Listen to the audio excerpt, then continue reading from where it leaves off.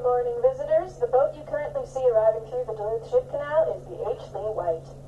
The H. Lee White was built in 1974 by the Bay Shipbuilding Company in Sturgeon Bay,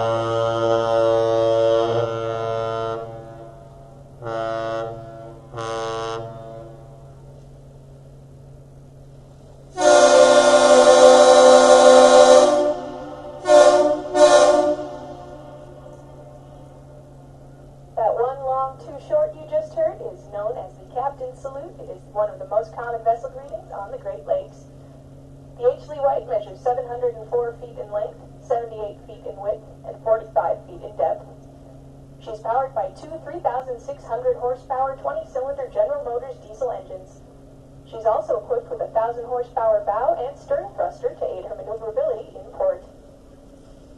The H. Lee White has 30 hatches on her deck, which open into 6 cargo holds located below deck. Each hatch covering measures 44 by 11 feet. She has a maximum carrying capacity of 35,400 tons.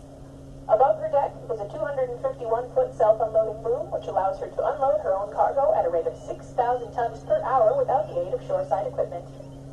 The H. Lee White is owned by the American Steamship Co. of Williamsville, New York, and she's operated under charter by Grand River Navigation of Traverse City, Michigan. If you see any crew members on deck, make sure to give them a big wave and welcome them back to the Twin Ports.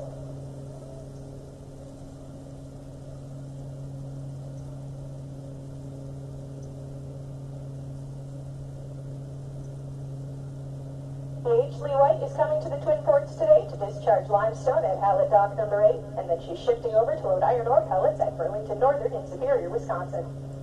Once again, the H. Lee White was built in 1974 by the Bay Shipbuilding Company of Sturgeon Bay, Wisconsin. She measures 704 feet in length, 78 feet in width, and 45 feet in depth.